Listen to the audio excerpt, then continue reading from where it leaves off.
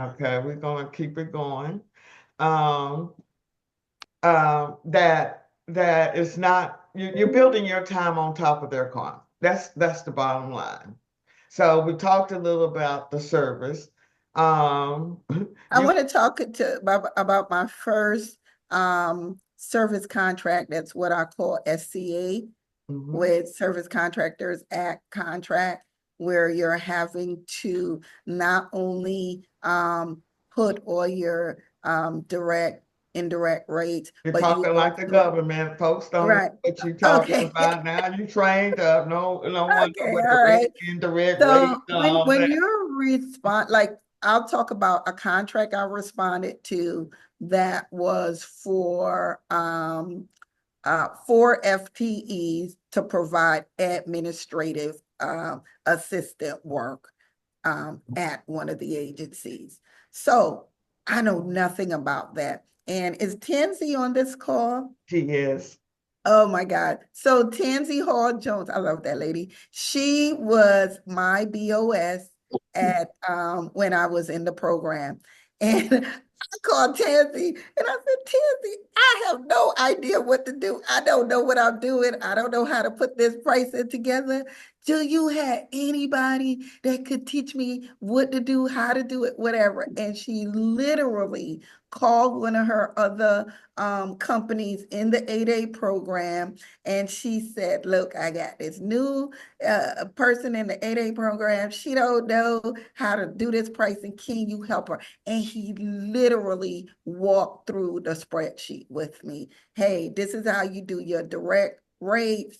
This is how you What put is direct? Can you your direct rate is the actual amount you're going to pay the person, right? That's the actual amount of money you're going to pay the person that you're putting on that contract, Mhm. right?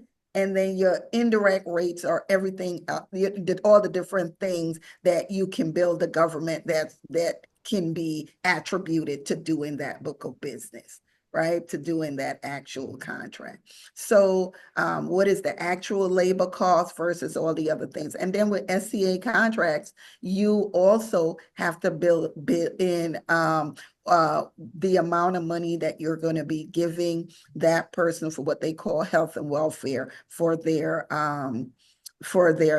medical and all the benefits package. So the federal government through SCA pays a certain amount of money on that contract per hour for health and welfare benefits. And so you have to make sure that you're calculating all of that properly. And so he literally, like everything I'm saying now, he taught me. He was like, look, this is what you do. This is the spreadsheet. This is how you go through it. This is what you need to, here are some of the websites you can go to. So when we do the actual pricing class, I'm going to go through the spreadsheet with you guys. I'm going to show you how we get to those prices. I'm going to show you what are free resources that you can utilize to get really accurate information about what the government's expectation is for pricing, all that kind of stuff. So for me, it was every time I did a contract, I was learning a little bit more and I would ask questions and I would take a class. So and then I had somebody who's a part of my team that is a tax accountant. And so he's my accountant manager and he's really, really, really good with numbers. And so just him and I just sitting down consistently reading, learning, getting other people to teach us all the different types of pricing structures. How do you put things together? And for me, even though, and listen, people, don't let math, I'm horrible at math. I'm really great at strategy, operations, management, people. I'm not a math head. That's not me. However, I understand money. And so you give me a calculation. I understand dollars and cents. And Mhm. so it's not as difficult as you think. Now, of course, as you go after bigger contracts, you need to get pricing experts that can support you. I don't know if Annette Johnson, is Annette on here? I don't see Annette Johnson. Yeah. So that's somebody that I recommend for, especially for like larger contracts. I think she's called the pricing queen. And so, and that teaches like pricing, high level pricing at Bowie State and things like that. So I do believe that you do need to make sure as you go after larger deals, you're engaging experts who knows the market, understand the different, because one of the things you'll learn in the training is what are the different types of contracts, There you firm go. fixed price versus time and materials versus cost plus fixed fee. There's all these different types of pricing modules that the government uses, and there's different things that you have to do for each when you're submitting pricing for each of those different types of now predominantly, of course, we use firm fixed price, which is predominantly used across government, but over the years I've seen a lot more time, like most of my SCA contracts are Go back, SCA. That's we Service talking Contractors government. Act. Yeah, I said it earlier. Service Contractors Act. Yeah, those contracts. They use time and materials as well, because time and materials is where you're submitting to the government the actual hours worked by the employees on that site. And so those time and materials contract, the government only pays you for the actual work. Firm fixed price contract, you give the government a price annually and you get paid a straight number every month. Uh, Yeah, so all those kinds of things I'll go over. can you, because I love how you break down, because we do have a lot of people that's been in that real estate space. I love how you share the difference, because the question always is, how do I make money? How do I make money in this space? Or am I making money in this space? So I love how you compare as it relates to the commission-based Mhm. Right. and the government. So can you break that down? Yeah. So I'll talk about when the light bulb went on for me. So I've been in the real estate space for a very long time. And like I said, I had a pretty large team, 3 offices. We were selling hundreds and hundreds of properties. And with real estate, especially in the REO business, you get a straight 2.5 to 3% commission. When you sell a house, if you sell a house for $100,000, you getting $3,000 as the sales side, or we were 9 times out of 10, the listing side, we actually had the asset and people work, because most of the real estate I did over the years were for banks, federal and for government entities. I didn't really I did person to person transactions, but most of it was because I already had a contract with a large entity, whether that's uh, asset management firm, Bank of America, Wells Fargo, Fannie Mae, Freddie Mac. I had 35 corporate clients in that space that I was selling property for. So I'm used to corporate style real estate where they give me a bunch of assets and my job is to management for what I call the whole life cycle of the asset, right? We take the asset in from the time the asset comes through the court process, and we follow that asset all the way through dispossession, right? So we handle everything. We handle managing the asset, everything from cutting the grass, trashing it out, marketing it, selling it, to the closing attorney. Like, we go from the time we take the house back from that person all the way to when we hand the key over to the new individual, right? The entire life. So 166 tasks were required for that REO process. I used to have this thing that I wrote called the REO playbook, where I used to show people how to like do that process from start to finish, how to manage a REO asset management business. And so for me, all I'm doing, y'all think about all the things I just said. 166 tax. We put ourselves in danger. The vendor would say to us, go out. And the first thing we had to do is identify if that property was vacant or not. We were breaking into folks' homes. Lord help us. We didn't know what we were doing. We were out there. I tell people we were out there breaking into houses, check to see if they were empty. I mean, people had us out there doing all kind of stuff. And that business, and I was saying, I'm doing all this work. And here's the kicker. They would have us put on utilities in our name. Sometimes I would have like 100 houses, utilities in my company name. You know, Wow. I got all these assets. I'm paying the utility bills on the government's assets, on Bank of America assets. I'm doing all this stuff for 3%. I got to pay staff. I got to pay all these bills. I got to do all this stuff for 3%. When I got to the government contracting space and they started giving me the line items, and they were like, okay, you got like these 5 line items. You got direct costs, you got all your overhead expenses, you got G&A, you got all these different things, but there's one line that says profit or fee. And I was like, and they were like, and you can't do more than 10%. I said, you can't do more than 10%. I'm doing all this work for 3%, Mhm. and I get to write into a long-term contract Mhm. up to 10%. Standard, y'all, is about 8%, but up to 10%. Oh, it was a no-brainer. It was a done deal. I was out of the real estate showing houses business real quick, fast, and in a hurry.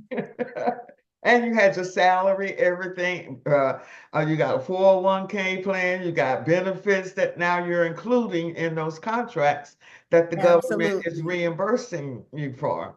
Um, Absolutely. and we're at 12:50. I'm sensitive to people's time, but I like to open in the last 5 minutes is to um and I have a somebody that's taking notes through AI. I'm gonna have to remove them because they're trying to promote their stuff in our chat room. We're not playing that. Um, so Stacey, you graduated from 8A program in 25th, I mean last year. Mhm. Congratulations, Thank 9 years. you. Right in the But nick of time. but again, Stacey's always ahead of the game. So she started planning um and planning exit, how she's going to adjust. What you said your word was adapt to. Adapt and adjust, adapt and adjust. But at the same time, what I love what you're doing is bringing in your children and they're watching you, and now they're Yeah, in the game, and now yeah, you have options. To me, that's how we begin to really create the generational wealth. yeah. I So think let's my talk son is about on now here. that you have graduated from the program and how you've created different different avenues. I'm just loving your story. I'm Yeah. calling her the Guyana princess because sister is rolling over So here. So currently, I'm in Guyana, South America. I was born in Guyana, left when I was about 10 years old, and grew up in Brooklyn, New York, and then moved to Atlanta after undergrad. So for me, I think even when I was getting towards the end of my 8A, I had really just made a decision that I really wanted to like teach my children and do something different.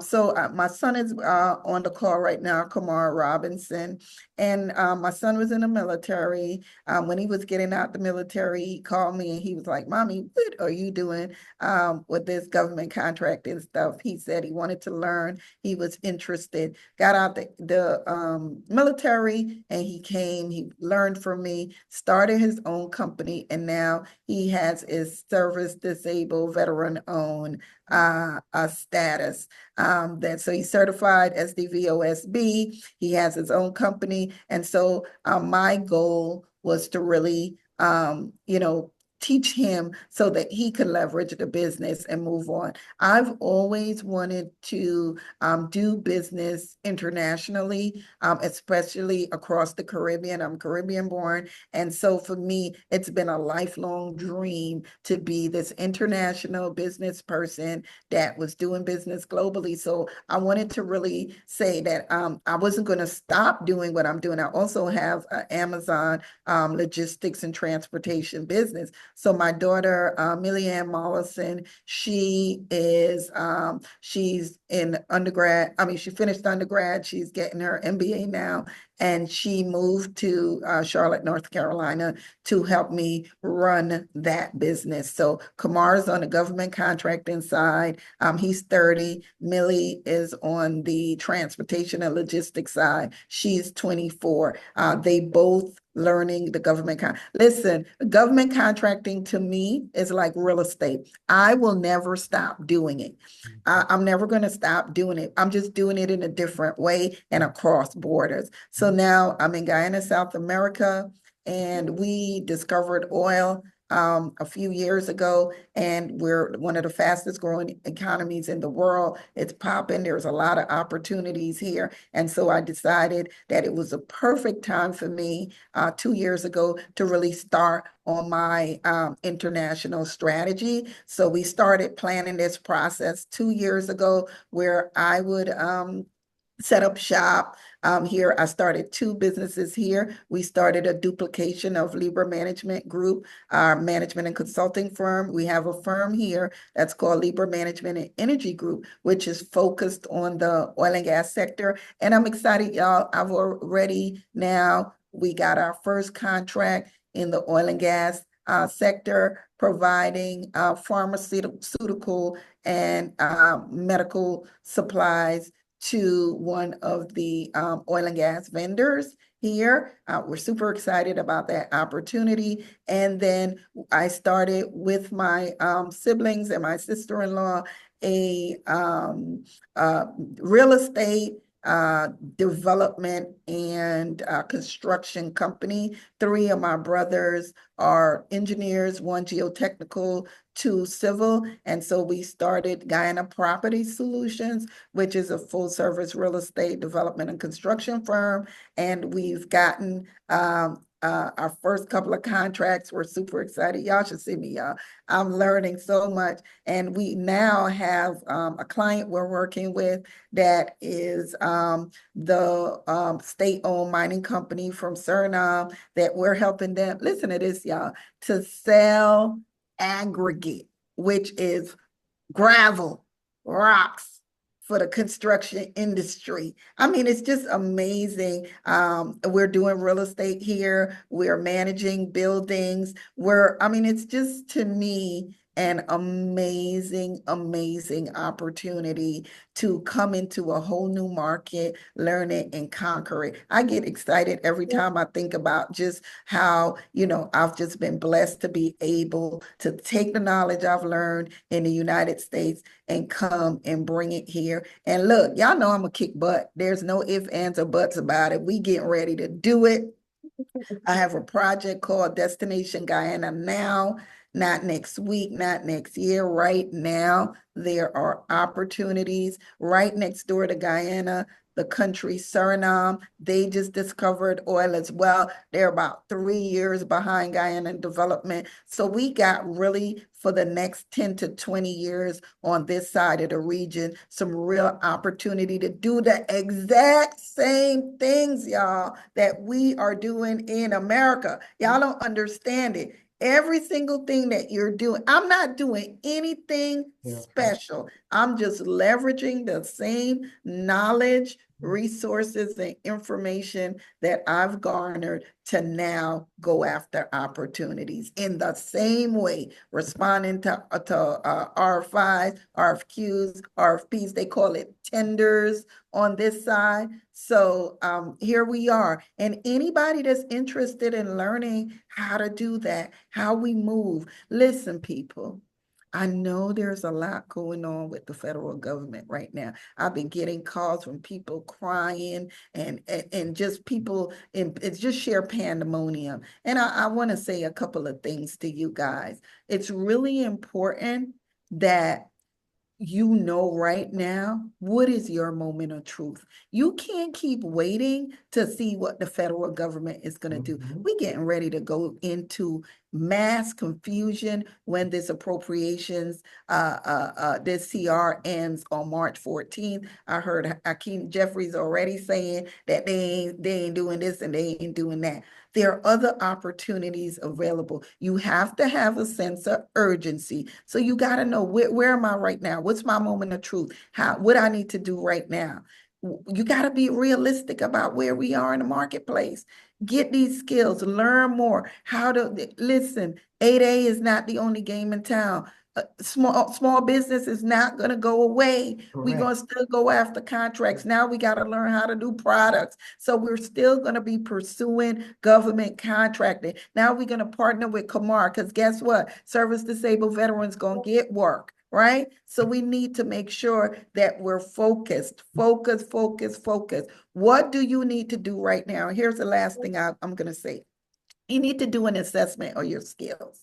Like what are the skills you have, right? What do I know how to do? Before I got the government contracting, I was doing something else. Like, what do I know how to do? Make a 30, 60, 90-day plan. What skills what classes do I need to do? What trainings do I need to do? I need to spend the next 30 days focused on getting the training, getting the information, figuring out what I want to do the next 60 days. And how is it that 90 days from today, February 28th, I'm going to get a check? That's your job today. This is the call to action I'm putting out there. We got to figure out what we're going to do in the next 90 days to get a paycheck. How we gonna get a paycheck? I'm doing the same thing, y'all. I just said, I know the toys. I just had this conversation with my country manager. Yes, like we gotta figure what is the thing that's gonna make us money in the next 30, 60, 90 days. And the last thing I'm gonna say is only take appointments and do business with things that fall into that category. If it's not something that's gonna get you a check in the next 90 days, it's not a priority. And Mhm. that's And that's it. You see, she has me that way too. What are you doing? What's your end goal? But again, she holds me accountable, and I appreciate it. Sometimes I don't like hearing it, but sometimes you need to hear it in order to move forward. Otherwise, you're stuck.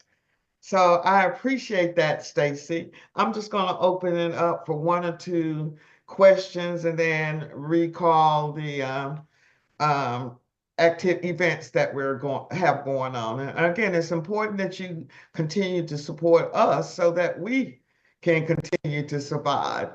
And Stacey will be offering a 3 hour mini session on March 28th.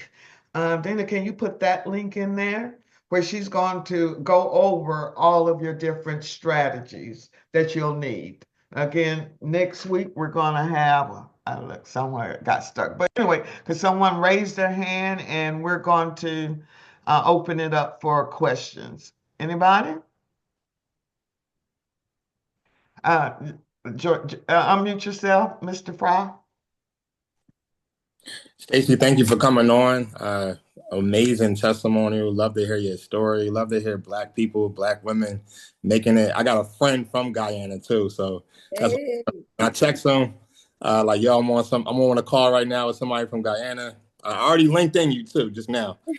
Uh, but my question is, um, when you did that window cleaning job, did you get that project while you were still in the cohort, or did that happen after the cohort, the 18 week class, or was it several weeks after or months after? I was still working at SBA. I hadn't even had You a didn't even do cohort. this yet. I was still on the plantation. Yeah, yeah, I was Paula's first student, but I was over there just figuring it out on my own. See, y'all have the luxury of having a cohort and knowing what to do. I was out there just Yeah, figuring it out. I ain't had no yes, help. yes. Okay, okay. Great to hear. Karen. Hi, everybody. Hi, Stacey. Hi, Stacey is the reason that I'm in the cohort. So, great to see you and to hear your story again. The question I had a question earlier, and I'm sorry, I kept getting calls, so you might have answered it.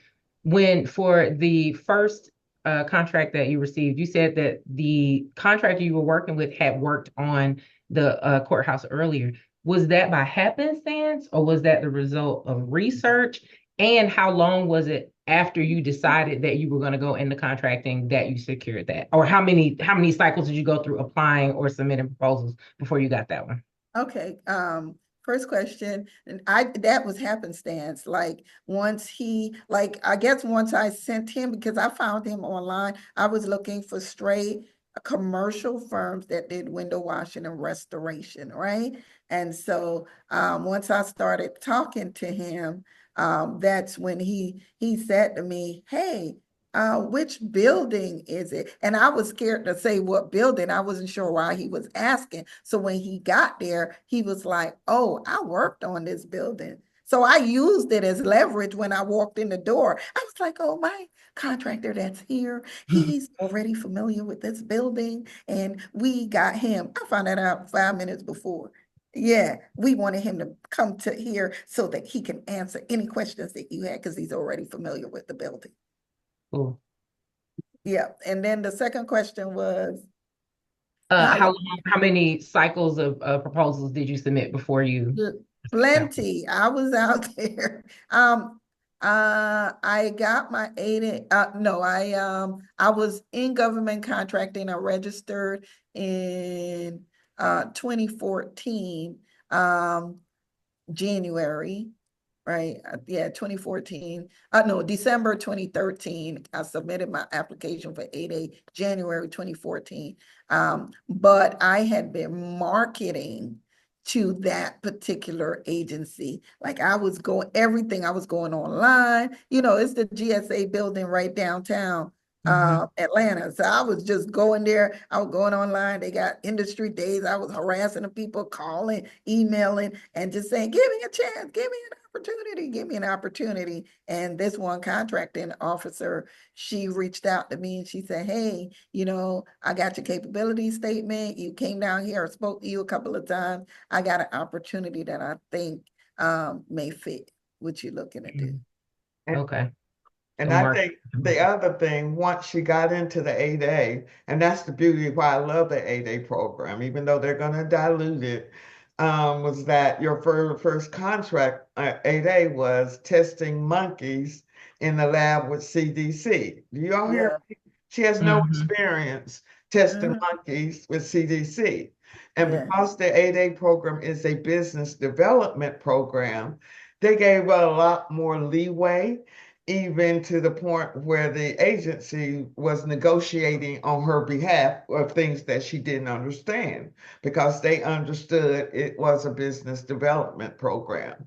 So again, that made sense to me. You immediately picked up everybody that was on that contract. And I remember you and we didn't know how to respond to that solicitation.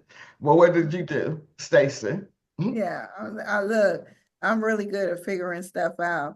And it again, making sure that you ask the right people and you can have, I created a process and I still use that today where I interview people and then I have what's called a meet and greet with my clients. And so Mhm. that meet and greet gives me an opportunity to do two things. It gives the candidate that we're going to place on the contract an opportunity to know who they're going to work with, but it also gives that federal client the opportunity to ask more technical based questions. And what I usually say when I do this, when I offer up a meet and greet, and let me tell you, my clients love it. They love it because they feel like they're engaged in the process. They can't hire the people. That decision is solely and wholly for me. What I do is I interview candidates and then I pick like the top 3 to 5 candidates. Then I send those resumes over and I said, we're going to do a meet and greet. And so at the meet and greet, I say to both sides, this is not an interview. You, this federal agency is not hiring you. You will be hired by Libra Management Group. You work for Libra Management Group, but it's exactly what it is, a meet and greet that gives you the opportunity to both sides ask questions. I don't know nothing about some of these contracts, HIV testing, I get dealing with chemists and epidemiologists and microbiologists and all these different things. There are specific technical questions that need to be asked. So the agency now gets an opportunity to do a deeper dive with this candidate and ask those questions, and the candidate gets to hear what they really going to be doing. So it works out really great. I love it. I love it. Strategy, y'all. One last question, we're gonna close because we're 2 minutes over. Eunice. Hi, good afternoon, Stacey. Thank you so much for telling us your story. It's been so inspirational. So for me, it sounds like you've had so many different types of contracts, and the monkey testing, that sounds like something I probably wouldn't even have applied for. So like how do you know which ones to apply for and which ones you can actually, I know you believe in yourself, and probably the money helps too, seeing the money, but like how do you decide which contracts that you're going to pursue? I think to me, it's more about remember, all this stuff falls under program management. So it's still, I'm managing a program that this federal agency has. The only difference is on that particular project program is that they are doing testing for HIV that includes monkeys, right? I'm still doing staff aug. I'm still providing the experts who are going to do the work. So there's never in my mind, right, that Stacey Mollison doesn't understand microbiology. Stacey Mollison understands management, and she understands that as long as she finds the experts who can deliver that service and she can manage them, then she can do the contract. Those contracts that you were talking about, those were sole source contracts, meaning those contracts more than likely weren't advertised. That was part of the 8A program. And the way she was able to come about that contract was relationships, going to those industry days, meeting the players, following Absolutely. back up, having a meeting. Yeah. And you're here, Ed is on our business too. He talks about Stacey. He says Stacey's a 10. She came in and ended up with him with 2 hours. She was approachable. So it's a holistic approach. It's no one way or the other way. Yeah. So make sure you guys sign up for the pricing for beginners class on March 28th.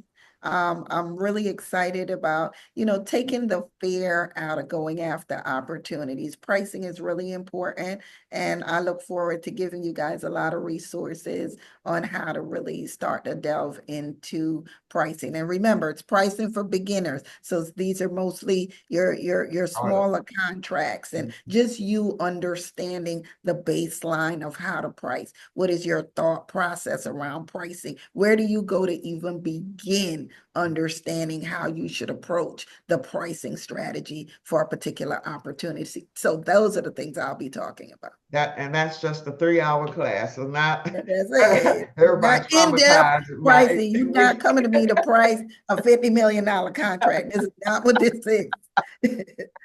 All right. Thank you guys. Make sure you put your information in the chat. This is recorded. Thank you, Stacey. Keep taking the world over. I just sit back and watch, and I'm so, so proud of you. I'm so proud to see your growth and watching you and seeing your children going through this. So keep it moving. And Come on to Guyana, y'all. Come on down. I'm here. Just look, come we find out all what's trying to going find a on. new home right now. Come on, y'all. At least for Guyana 4 is years. open for business. At least for 4 years. You're doing real estate, you're building some houses for us. Yeah, I got it on. Whatever you need, come on down.